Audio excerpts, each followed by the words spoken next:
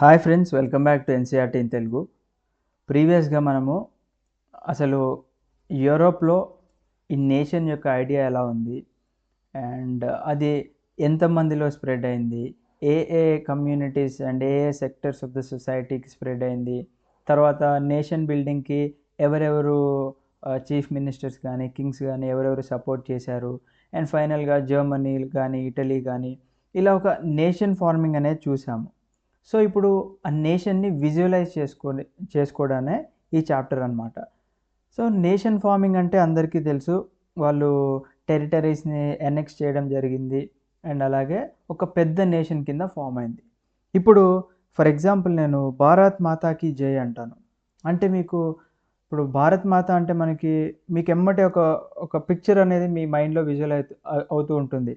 అంటే భరత్ మాత వైట్ శారీ కట్టుకొని మనకి వెనకాల ఒక ఇండియా యొక్క మ్యాప్ అవన్నీ కూడా చిన్నప్పటి నుంచి చూస్తూనే ఉన్నాం. అదేంటంటే మన విజువలైజేషన్, అంతేగాని రియల్గా మనకి భారత్ మాత అనేది ఒక పర్సన్ కాదు, ఎవరు కాదు. దాన్ని మనము చిన్నప్పటి నుంచి కూడా విజువలైజ్ చేసుకుంటూ ఉన్నాం. సో ఇది ఎందుకు చెప్పానో ఈ చాప్టర్లో మీకు అర్థమవుతుంది. సో ఇక్కడ ఏం చెప్తున్నారంటే, while it is easy enough to represent a ruler through a portrait or a statue, how does one go about giving a face of a nation. అంటే ఇప్పుడు మనకి ఇండియా అనే పేరు వినిపించింది అనుకోండి, మనకి ఎవరు గుర్తొస్తారు? ఇప్పుడు ప్రజెంట్ ఉన్న ప్రైమ్ మినిస్టర్ కానీ లేకపోతే గాంధీజీనో నెహ్రూనో కొంతమంది ఫేవరెట్ ఉన్న వాళ్ళు గుర్తొస్తుంటారు, లేదా ఒక ఇండియన్ ఫ్లాగ్ గుర్తొస్తూ ఉంటుంది. ఇవన్నీ కూడా ఏంటి, వాటిని మనం ఈజీగా ఒక పోర్ట్రేట్ మీద అవన్నీ మనం క్రియేట్ చేసుకున్నాం కాబట్టి వాటిని ఈజీగా రిప్రజెంట్ చేసుకోవచ్చు. బట్ మనకి ఒక నేషన్కి ఒక ఫేస్ అనేది కావాలన్నమాట. ఎందుకంటే ఆ నేషన్ని మనం విజువలైజ్ చేసుకోవడానికి మనకి ఒక ఫేస్ అనేది అవసరం ఉంటుంది. సో ఒక నేషన్కి ఇలా ఫేస్ ఇవ్వాలి అని చెప్పేసి 18th and 19th సెంచరీలో ఎవరైతే ఆర్టిస్ట్ ఉన్నారో వాళ్ళు అప్పుడే డిసైడ్ అయ్యారనమాట.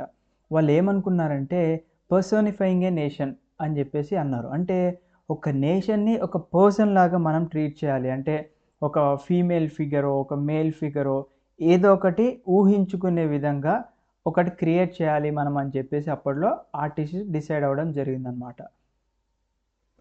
సో అప్పటి నుంచి కూడా నేషన్స్ని ఫీమేల్ ఫిగర్స్తో వాళ్ళు పోర్ట్రే చేయడం స్టార్ట్ చేశారు.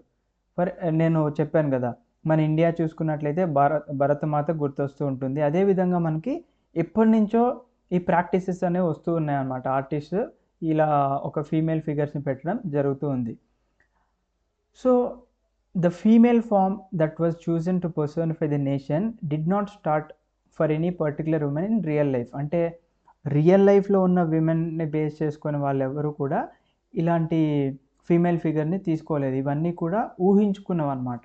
Okay, rather it sought to give the abstract idea of the nation a concrete form. This is the female figure become an allegory of the nation. So ఇక్కడ ఒక allegory అంటే ఏంటి, మన నేషన్ని ఒక రూపంలాగా చూడడం అనమాట. అంటే ఒక రూపకాన్ని ఇవ్వడాన్నే ఇక్కడ అలెగరీ అని చెప్పేసి చెప్తూ ఉంటారు.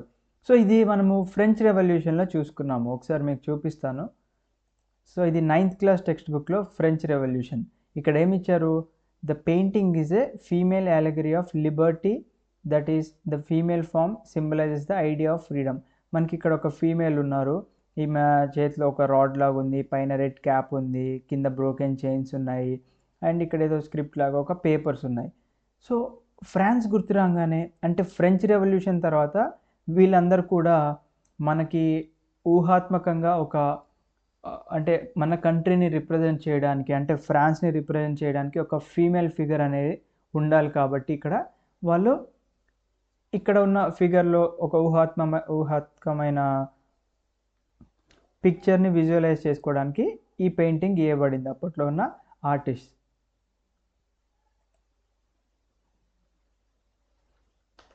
సో ఇది చూద్దాం.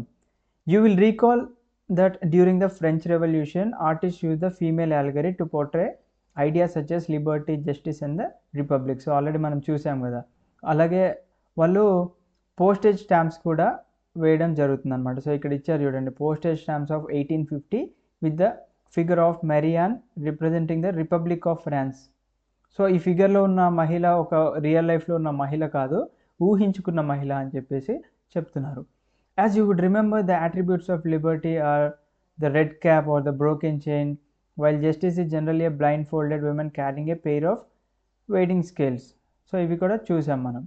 సిమిలర్లీ మనము ప్రతి ఒక్క కంట్రీకి కూడా అదేవిధంగా ఫీమేల్ అలెగరీస్ని ఇన్వెంట్ చేయడం జరిగింది.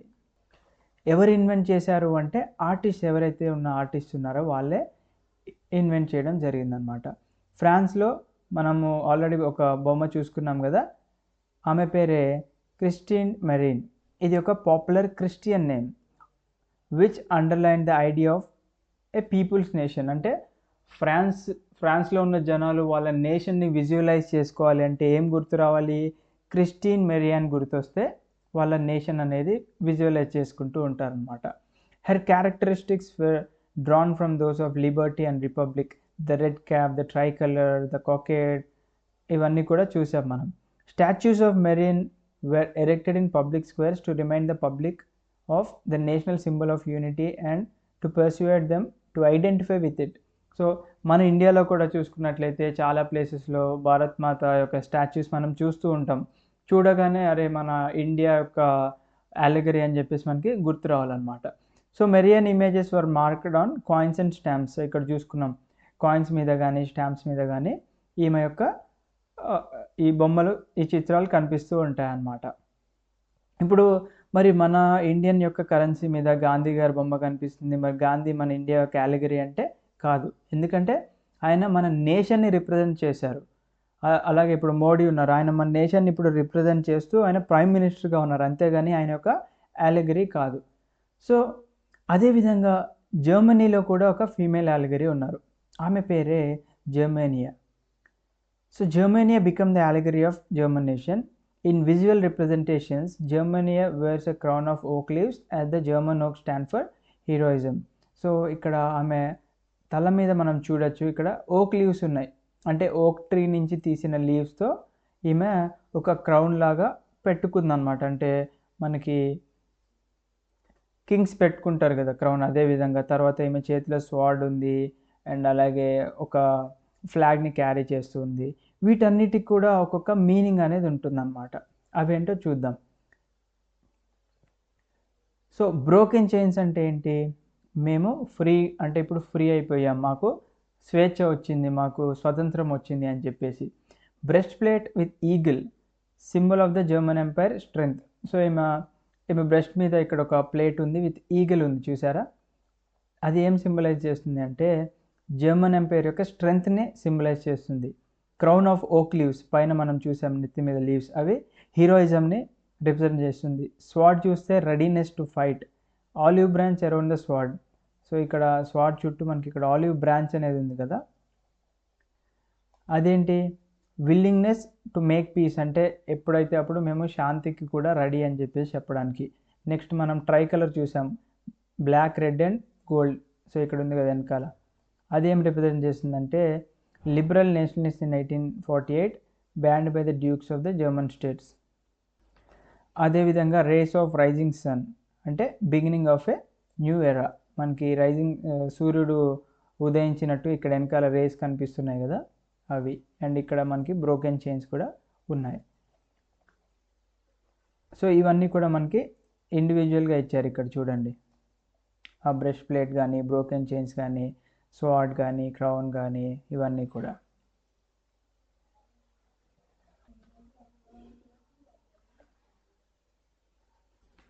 సో ఇక్కడేంటి మరి ఒక మహిళ పడిపోయింది అంటే, మనం జర్మనీయా ఇక్కడ ఇందాక చూసిన ఫీమేల్ అలెగరీ పడిపోయి ఉంది, ఆమె క్రౌన్, బ్రోకెన్ చైన్స్ ఇవన్నీ కూడా పక్కన విసిరేస్తున్నాయి. దీని మీనింగ్ ఏంటి?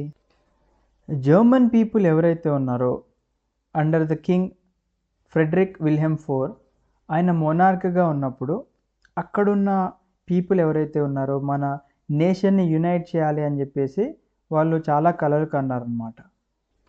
బట్ ఆ మొనార్క్ ఏం చేశాడంటే వీళ్ళ కళలన్నింటినీ కూడా రిజెక్ట్ చేయడం జరిగింది. అంటే వీళ్ళ డిమాండ్స్ కానీ వీళ్ళ కళల్ని కూడా 1848లో రిజెక్ట్ చేశారు. కాబట్టి మనకి 1850లో జూలియస్ హిబ్నర్ అనే అతను ఈ పెయింటింగ్ వేయడం జరిగింది.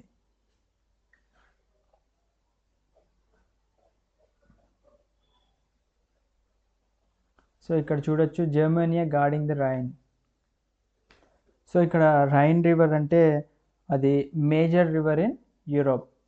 ఓకే, సో ఇక్కడ అందుకే వెనకాల మనకి రివర్ కూడా కనిపిస్తుంది. సో దట్స్ ఇట్ ఫ్రెండ్స్, ఇవాళ 5th టాపిక్ ఇది, 5th చాప్టర్. నెక్స్ట్ దాంట్లో మనం నేషనలిజం అండ్ ఇంపీరియలిజం గురించి నేర్చుకుందాం. Thank you. జై హింద్.